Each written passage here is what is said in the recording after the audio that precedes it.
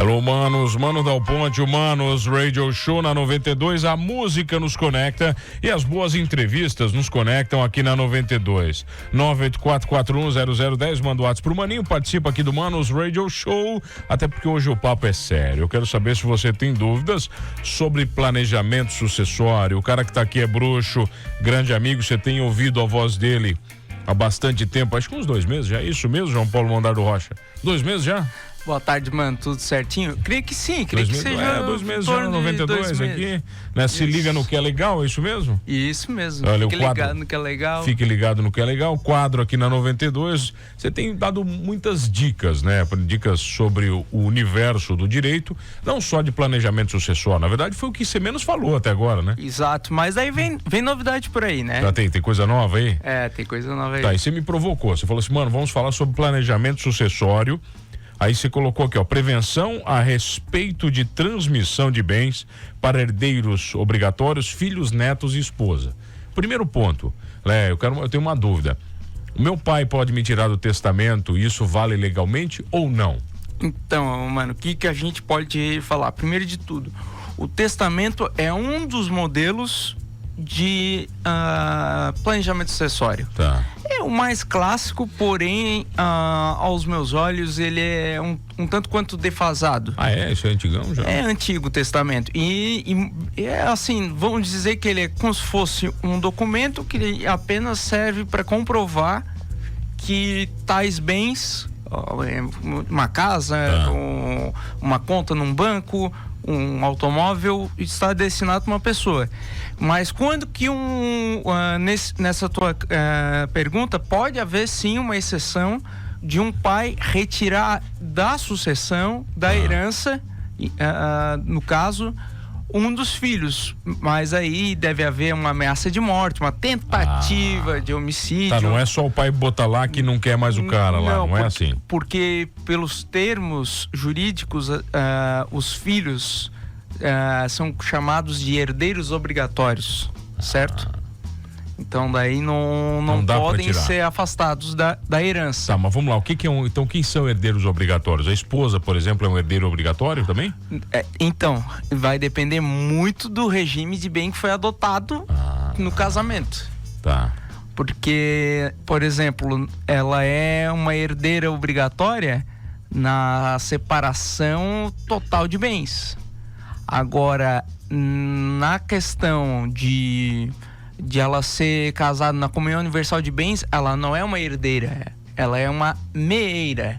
Ou seja, ela é proprietária de 50% do patrimônio do marido. O marido vem a falecer, ela vai receber esse 50% que era dela de direito. Tá, mas olha aqui, como é que você faz o cálculo do que é 50%? Você tem que dividir em partes iguais os bens, que nem sempre o valor vai dar preciso, cara. Então, aí é que tá a chave do planejamento sucessório, que é o que eu queria levantar a bola.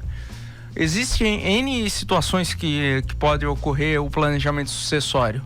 Ele pode ser feito, como a gente falou, por meio de um testamento, que é algo bem antigo. Você vai até um tabelionato e fala, eu gostaria de deixar tal coisa para o meu filho, tal outra assim coisa. Mesmo, você redige ali falando que tem e deu. Isso mesmo, daí é redigido e lavrado em tabelionato, correto? Ali no cartório, né? Para ser mais, falar um bom português. Tá, beleza. E também tem a questão da doação em vida. Só que qual é o porém da doação em vida? Com usufruto, claro. Você doa o bem pro seu filho em vida já, mas você continua utilizando. Por exemplo, a casa que vocês moram hoje, tu pode doar pro teu filho já hoje em vida, passar pro nome dele, mas porém com reserva de usufruto. Ou seja, enquanto o mano estiver vivo, ela é minha. Ela é posso tua. Usar. Tu pode utilizar. O teu filho vai ser proprietário dela, mas só vai ter a posse dela após o teu falecimento. Porém, o trâmite já está resolvido. Só que qual é o porém da doação? É que a alíquota, o tributo, o imposto, o izinho que tanto incomoda a gente, é o mesmo do momento do falecimento, que é o ITCMD, que é o Imposto Causa Mortes ou de Doação. Ou seja... Eu não sabia nem o que significava a nomenclatura, pô. No Brasil a gente paga até pra morrer, mano. Tá, mas não é só no Brasil, né? Tem vários países que você paga uma fortuna por herança, né? Sim, até essa questão da tributação das grandes heranças é um caso que vem se discutido, pauta, volta e meia de debates políticos. E até nos Estados Unidos é um dos países. Mas vamos lá, você tá levantando bastante. Um monte de bola complexa, entendeu? Tá um monte de coisa complexa que eu não entendo nada. Vamos baixar. Tá, vamos baixar. Vamos lá, suponhamos que eu tenho R$1 milhão, humano. Suponhamos que é mentira. Eu sou comunicador, eu não tenho. Você já sabe que eu não tenho. Mas suponhamos que eu tenho R$1 milhão, tenho um filho e uma esposa. Certo. Maninho bateu as bolas. Certo. Tá, eu não fiz planejamento nenhum, não tenho nada, não fiz nada. Bati as bolas, tenho um filho e a minha esposa só. Certo. Como é que funciona? Então, aí vai...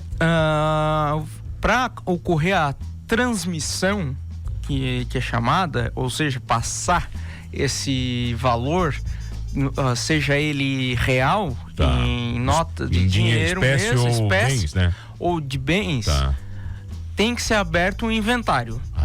Daí vai pro inventário. Vai pro inventário, que pode ser feito por meio extrajudicial ou por um processo judicial. Aí existem a cada um suas peculiaridades. O judicial é um processo que ele é mais demorado, porque depende do juiz, depende do gabinete, de movimentação processual, enfim. Então, assim, são coisas que demoram bastante, demanda muito tempo. E pode acabar até um desgaste familiar, aquelas famosas brigas de família por causa de herança. Você já viu muito? Infelizmente sim. E quanto ao inventário extrajudicial, não.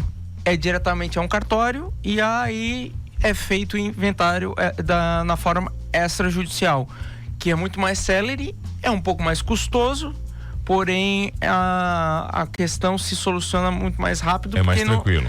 Porque não depende de um juiz, não depende da assistência de um gabinete, de trâmite de fórum. Então é tudo mais rápido. Tá, mas isso a gente tá falando no caso de que eu tenho uma esposa e um filho. Isso. Se eu tiver 10 filhos, E que você não planejou também. Não planejei. Isso. Por exemplo, tem membro da mesa do transtornado aqui que tem uns 3 filhos, já sabemos. Não vamos citar quem é. Não. Mas aí o negócio vai ficar encardido se ele não planejar. Então, o que é interessante? Além do testamento e da doação em vida, existe uma espécie que se chama holding familiar. Ou administradora de bens. É uma empresa da família que administra tudo que tem? Não necessariamente tudo que tem. O que é uma holding familiar? Por que holding? O termo holding vem do inglês to hold, que é abraçar. Então, dentro dessa empresa, como tu bem falasse, que engloba os bens, por exemplo, o Mano Dal Ponte tem lá um patrimônio que possui um apartamento ali em Içara, possui uma casa no Balneário Rincão. Tem um apartamento balneário, é bonito ter um apartamento balneário. Bota aí, não. Tem um balneário, enfim, tu tem o total assim de imóveis, coisa assim de 6 imóveis, 5 imóveis, para fazer para ficar mais fácil. Mais fácil. O que você vai fazer? Você, na hora de conceber, de criar essa holding, da mesma forma que seria para criar uma empresa. Você vai lá e integraliza o capital social dela, coloca de início na concepção mesmo da holding, dessa administradora de bens, esse seu patrimônio, certo?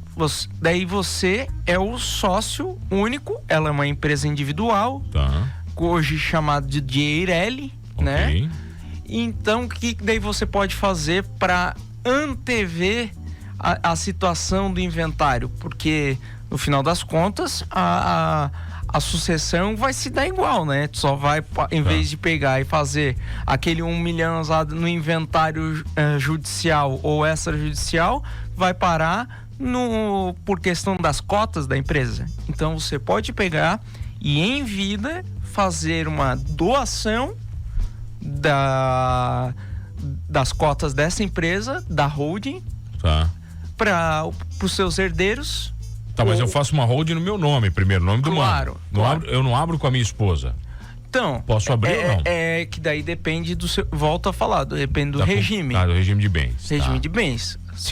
por exemplo, você é casado na comunhão universal de bens, você não pode, a sua esposa só vai estar inscrita como anuente, ou seja, por ela já ser a futura meeira da situação, ela anui, ela permite que o mano crie essa holding que engloba o patrimônio que ele determinou que fosse englobado. Não necessariamente todo o patrimônio que está em nome do mano, do CPF do CPF, mano. Entendi. E aí o que pode acontecer? Durante a vida você pode ir doando, eu gosto de usar o termo homeopaticamente, ou seja, indo de pouco em pouco, fazendo a doação, o que acaba sendo menos custoso para o contribuinte, para o mano, né? Fazer essa doação em vida, ou fazer até um contrato de compra e venda das cotas para os herdeiros que você tem a vontade de passar esse patrimônio. Que daí pode ser feito da forma que quiser, porque tem um contrato lavrado em cartório, feito ali em cartório. É um contrato de negócio. É um contrato de negócio de compra e venda, como se fosse uma compra e venda de um imóvel, compra e venda de um automóvel ou de uma empresa. Tá, mas olha só, para quem tá ouvindo, dá para falar em valores, por exemplo, eu tenho 1 milhão de patrimônio. Se eu fosse fazer por um inventário, eu gastaria, sei lá, 100 mil de impostos. Então, vamos lá. Hoje em dia, os impostos que recaem sobre a herança e toda essa questão sucessória, o principal é o ITCMD que a gente falou, e ele é estadual. Ele pode chegar aqui no estado de Santa Catarina em até 8% sobre o valor do imóvel.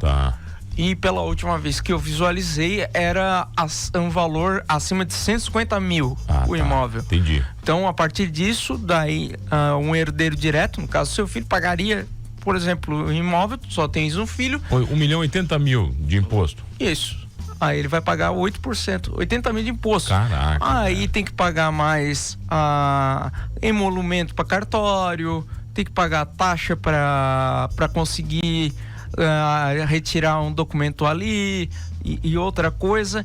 E a holding, ela, por tu efetuar isso, tu vai pegar o que está declarado ali no teu imposto de renda, com os valores certinho, capitaliza a holding com aquilo ali na junta comercial, como se fosse uma empresa. E aí o que acontece? Primeiro de tudo, tu vai unificar o teu patrimônio. Por exemplo, tenho 3 carros, 3 veículos. Os 3 vão pra holding também ou não? Então, aí é optativo. Por quê? O que é o interessante da holding? Ela não possuir fim lucrativo. Porque senão ela vai sofrer uma tributação diferente. Ela não tendo fim lucrativo, ela não vai gerar uma tributação alta pro proprietário. Ou seja, esse planejamento sucessório já não é o fim da criação da holding. Então, olha aqui, vou lá. João, a minha esposa não concorda, dá pra fazer igual? Bicho. Depende aí. Eu não vou falar o nome dos caras, né? Não. Não, vamos reservar. Vamos reservar pra não ter uma ação de divórcio. Não foi bem isso que ele falou, eu venho traduzir aqui, vai. Então, aí depende. Se ele é casado na comunhão universal de bens, ele realmente não pode, porque ele necessita da anuência dela. Agora, se eles são casados na comunhão parcial de bens, que é aquela que os bens são dos dois somente após o matrimônio, ele pode criar uma holding, sim, com o patrimônio anterior ao casamento dele. E daí também na participação dos aquestos, que daí o que é um aquesto, cara? Tu acha que eu sei o que é um aquesto? É que esse aí é o regime de bens menos utilizado no Brasil. Qual é? Então, aquestos são bens adquiridos de forma unilateral, ou seja, só por um dos cônjuges, certo? Então daí pode ter essa possibilidade desse ouvinte. Dizendo, não me ajudou, que tá dizendo não me ajudou. Não te ajudei. Então é que a gente não pode. Advogado ajuda, mas não faz milagre. Mas então, o lado bom da holding que eu sempre falo, primeiro, é a questão de diminuir a tributação, porque tu acaba integralizar o capital pelo que está no imposto de renda, ou seja, tu não vai pagar o valor de mercado, tu vai pagar o valor que está no imposto de renda, né, declarado ali junto à junta comercial, senão tu vai ter ganho de capital e aí tu vai ter que se ver com o leão. Ah, entendi. Aí, segundo, você vai ter também a questão da unificação do patrimônio, certo? Por quê? Vamos dizer que tu tem um imóvel em cada cidade, ou às vezes tu tens participação em outra empresa e tu queres colocar, tu tens ações dentro da bolsa, tu queres colocar dentro da holding. Isso tudo pode ser englobado pela holding. Tá tudo no mesmo lugar. E por último, que é muito interessante, é a tal da, entre aspas, blindagem contra possíveis credores. Ou seja, eu vou ali cobrar do Mano Dal Ponte. Eu chego ali, o Mano não tem nenhum bem no nome dele. O Mano participa ali de uma empresa. Só que ele já passou antes as cotas que ele tinha dessa empresa para o filho dele. Ou, dependendo do caso, do regime de bens do teu casamento, para tua esposa. Ou às vezes até tu pode colocar outra pessoa dentro dessa holding. Não necessariamente só os herdeiros obrigatórios. Interessante saber disso. Você está ajudando muita gente. Olha aqui, na volta vamos falar sobre os regimes de bens, cara. Eu quero que você me explique. São 4, é isso? Você me explica? Aí. Na volta? Podemos falar deles e no meio disso tudo aqui? Dos impactos, isso pode aí, ser? Do planejamento sucessório. Então tá certo, tá aqui comigo hoje ele, bruxaço, parceiraço, João Paulo Mondardo Rocha, advogado, falando sobre planejamento sucessório. A gente já volta aqui no Manos Rolling Show, é isso?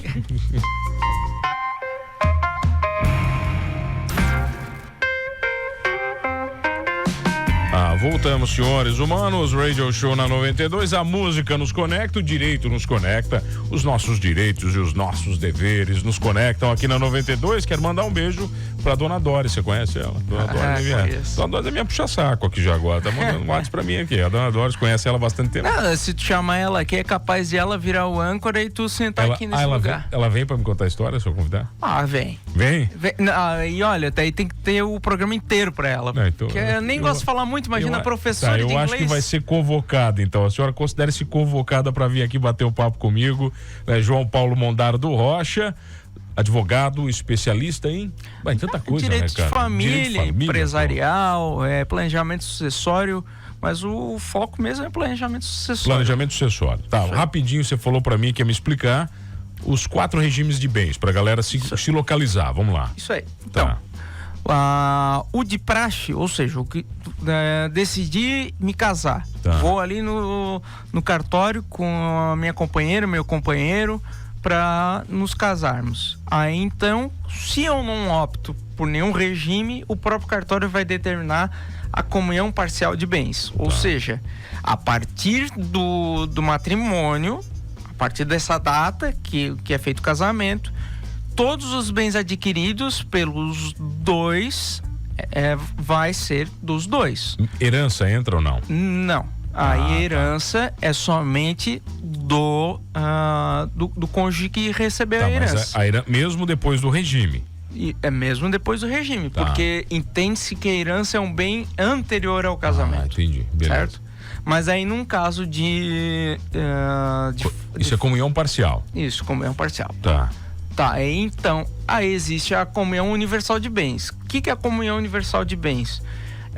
Ela é uma que era muito utilizada antigamente, porque quando eram casamentos mais longevos. E o que acontece? Aí todo o patrimônio do casal é comunicado, ou seja, até herança, tudo. Herança. Aí só tem algumas exceções, mas a principal é justamente da herança com reserva, ou seja, eu coloquei num testamento que a gente já estava falando pro mano ali, somente o mano tem direito a isso, uma cláusula específica em herança, ninguém mais. Então nem a tua esposa vai ter direito a esse bem. Aí esse bem vai ser particular do mano. Entendeu? Então são dois. Comunhão universal de bens. Comunhão parcial e comunhão universal. Certo. Aí temos dois que são a separação total de bens e participação final dos aquestos. O que é a separação total de bens? Ela é o avesso da comunhão universal de bens. Ou seja, o que já era meu continua sendo só meu, o que era dela ou dele vai ser só dele. E isso continua ao longo do casamento. Cada um com o seu. Cada um com o seu. Aí vai indo cada um construindo o seu próprio patrimônio, certo? Aí nesse caso, em caso de morte, por exemplo, o cônjuge vira herdeiro do outro, porque só existem bens particulares. Aí a participação nos aquestos é muito semelhante à separação total de bens. Porém, além do nome complicado, ela também é um regime menos utilizado hoje em dia no Brasil para fim de matrimônio. O que é essa participação final dos aquestos? É que daí você tem essa questão da separação dos bens, o que é dele, o que é dela e vice-versa. Só que pode haver a questão de ter determinada coisa que é adquirida em conjunto e tal, ou seja, os aquestos são os bens adquiridos em separado. Ou seja, pode haver no contrato antinupcial, que é obrigatório nesse caso de matrimônio, de ser lavrado. Por exemplo, vamos abrir uma rádio em conjunto no futuro. Aí esse bem vai ser dos dois, daí vai ter que dividir. Então tem essas particularidades, mas a participação final nos aquestos é muito pouco utilizada, assim, é raro. Mas me dá um exemplo, vai de valor. Eu quero que você, porque pra galera entender, porque essa parte do direito é sempre complexa. Dá um exemplo de valor que eu economizaria, eu gastaria se eu fizesse no modelo sem uma holding, por exemplo. Certo. Vamos lá. Hipotético, né? Hipotético. Você tem ali um imóvel avaliado em R$1 milhão. Vale informar que na hora do inventário faleceu, né, o proprietário desse imóvel de R$1 milhão. Vale informar que para efetuar o pagamento do tributo estadual, o ITCMD, a Fazenda Estadual pede para o contribuinte, ou seja, para os herdeiros, arrecadarem um percentual de até 8%, dependendo da quantidade de herdeiros, né? Daí vai vendo quanto que vai ser para cada um o valor, mas como a gente falou, ultrapassando 150 mil, muito difícil, só se for aquele integrante da mesa do transtornado, que tem vários filhos, daí eu acho que eles conseguem pagar menos de 150 mil, menos de 8%. Aí então, o que acontece? R$1 milhão, 8% sobre R$80 mil de tributos ali, só para transferir o patrimônio do falecido para os seus herdeiros obrigatórios. Isso sem a holding. Por quê? Porque a Secretaria da Fazenda, no momento do inventário, ela pede ou de uma doação em vida, ela pede que o valor... doação em vida também. Isso, porque ITCMD, Imposto sobre Transmissão, causa mortes, ou seja, né, por morte, ou doação. O Dzinho é de doação. O Dzinho tá ali, filha da mãe. Aí a doação vai ser a mesma história. Aí tal. Agora, daí por isso o Estado pede para ser pautado o percentual sobre o valor venal do bem. Ou seja, o valor de mercado. O valor de mercado. E no caso da holding? Aí no caso da holding, para você não ter nenhum problema com o leão, ou seja, para não ter ganho de capital ali no teu imposto de renda, tu vai pegar perante a tua contabilidade, a tua declaração de imposto de renda, integraliza o teu capital com aqueles valores. Não teve ganho de capital, porque tu passou do CPF do Mano Dal Ponte pro CNPJ do Mano Dal Ponte, pro CNPJ da holding. Ou seja, continua sendo o mesmo proprietário, só altera a personalidade de física para jurídica, certo? Certíssimo. Então, você já transferiu os bens ali, por meio de um contrato social. Como se fosse de uma empresa, como daqui da 92 FM tem um contrato social, a holding vai ter o contrato social. Vai ter o contrato lá que é dona. Lá na junta comercial. Aí o que acontece? Se você fizer a transferência em vida pros seus filhos, tudo tal, você pode optar pela doação paulatina, aquela efetuada assim aos poucos, daí, ou seja, eu tenho ali um patrimônio de 1 milhão, eu vou doando 10 mil a cada momentinho ali, dependendo da sua idade. Se é um cara mais novo, que não tem nenhum problema de saúde, não tem tanta preocupação quanto o momento que vai bater as botas, vai de boa. Ou pode optar pela questão de fazer um contrato de compra e venda, que daí interessa só as duas partes comprovar o recebimento e o pagamento dos valores. Aí transfere já em vida o patrimônio, e aí quem vira o proprietário da holding não é mais o mano, mas sim os herdeiros do mano. Doutor, quem quiser vai ficar te ouvindo aqui na 92, né? Fique ligado no que é legal. A voz do João Paulo tá aqui com várias dicas e te segue no arroba João Paulo M. Rocha, meu pessoal, e o meu do escritório é mondardorocha.adv. mondardorocha.adv. Segue lá que tem mais dica bacana, pode ser? Pode ser. Fechadíssimo, doutor? Fechadíssimo. Doutor João Paulo Mondardo Rocha, num papo bacana, eu não entendi nada, eu quero saber se você entendeu.